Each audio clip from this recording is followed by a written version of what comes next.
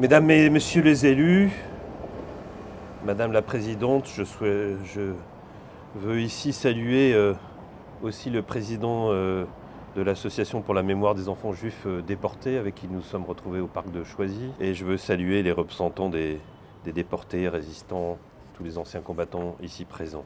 Mesdames, Messieurs, nous sommes rassemblés aujourd'hui pour nous recueillir et pour dénoncer les horreurs de la déportation et les actes de cruauté de la barbarie pratiqués dans les camps durant la Seconde Guerre mondiale. Comme chaque année, en ce dernier dimanche d'avril, la nation se recueille en hommage aux victimes et aux héros de la déportation. Cette journée solennelle est dédiée à la mémoire de celles et ceux qui, entre 1940 et 1945, ont été arrachés à leur vie, à leur terre et à leur dignité.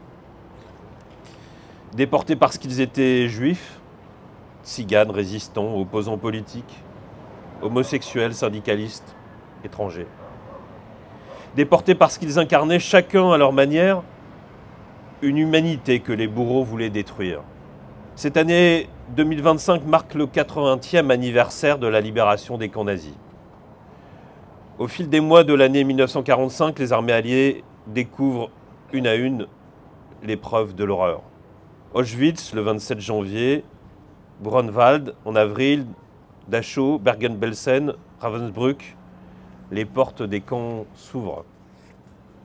Et le monde découvre l'indicible. Des squelettes vivants, ou plutôt survivants, des regards vides et hagards, des monceaux de cadavres, des hommes, des femmes, des enfants aussi. Déportés parce qu'ils étaient juifs, résistants, communistes, homosexuels, tziganes, syndicalistes, étrangers. Déportés parce qu'ils avaient dit non ou simplement parce qu'ils existaient. Plus de 150 000 personnes ont été déportées depuis la France vers les camps nazis. Moins d'un tiers ont survécu. Derrière les chiffres, il y a des noms. Derrière les noms, il y a des visages. Et derrière ces visages, il y a des vies brisées. Aujourd'hui, nous honorons leur mémoire, car nous leur devons plus qu'un hommage. Nous leur devons une fidélité, celle du souvenir, celle de la vérité, celle de la vigilance. Nous pensons aux victimes, aux héros, aux témoins, et nous nous souvenons que le pire ne s'est pas seulement produit ailleurs. Il s'est produit ici, sur notre sol, avec la complicité d'un régime, celui de Vichy, qui a trahi les valeurs de la République. Ces crimes furent pensés, prémédités, organisés, administrés. Des hommes ont signé des lois, d'autres ont arrêté, trié, convoyé. Des trains ont roulé, des convois ont quitté Drancy, Beaune-la-Rolande, Pithiviers. Et la France a laissé partir ses enfants, et même de très jeunes enfants à qui nous rendions hommage, je le disais tout à l'heure, au parc de Choisy, devant la stèle de la Medj. Les tout-petits qui n'étaient pas encore scolarisés. Parmi les rescapés, certains ont eu la force de témoigner, inlassablement, pour que le silence ne recouvre pas l'horreur. Ainsi, Ginette Kolinka, déportée à Auschwitz-Birkenau à 19 ans, répète lors de chaque rencontre avec les jeunes générations « Moi, j'ai survécu, alors je parle. Mais ne me dites pas que vous comprenez. Vous ne pouvez pas comprendre. Il faut juste écouter. Et surtout, ne jamais oublier. » Puis elle ajoute dans un sourire teinté d'émotion, « Ce que je vous raconte, ce n'est pas l'histoire. C'est ma vie. » Ces paroles sobres et justes nous obligent. Elles nous rappellent que la mémoire n'est pas une simple commémoration du passé, mais une mission pour l'avenir. Ces mots simples sont à la fois une leçon de courage et un appel à la conscience, car la mémoire ne peut pas vivre sans transmission. Et la transmission ne peut pas se faire sans écoute. Aujourd'hui, les derniers témoins sont rares, leur voix s'éteint peu à peu, bientôt il n'y aura plus de survivants pour dire l'horreur. Alors c'est à nous désormais de devenir des passeurs de mémoire, à nous de raconter à notre tour, à nous d'enseigner ce qu'ils ont vécu. Non pas pour entretenir la douleur, mais pour éclairer l'avenir. Nous savons que la barbarie ne meurt jamais tout à fait. Il était question tout à l'heure, à travers une intervention qui m'a beaucoup touché, des concurrences des racismes. Nous en sommes là encore aujourd'hui. Et tout cela change de visage.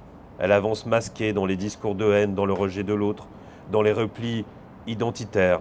Elle réapparaît quand on oublie, quand on relativise, quand on détourne le regard.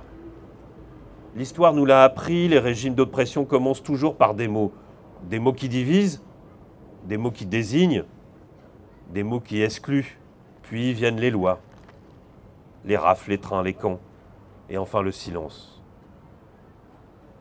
À nous de briser ce silence, à nous de dire ce que furent l'horreur, la cruauté, la barbarie, sans atténuer, sans trahir, sans détourner. À nous de veiller à ce que plus jamais la République n'abandonne les siens. Elie Wiesel, lui-même rescapé d'Auschwitz, nous a laissé cette mise en garde. Le bourreau tue toujours 2 fois, la seconde fois par l'oubli. Alors non, nous n'oublierons pas. Nous n'oublierons pas les enfants assassinés à Auschwitz. Nous n'oublierons pas les résistants torturés à Mauthausen. Nous n'oublierons pas les femmes, les hommes, les familles disparues dans les camps. Nous n'oublierons pas les regards éteints, les cris sans écho, les silences de mort.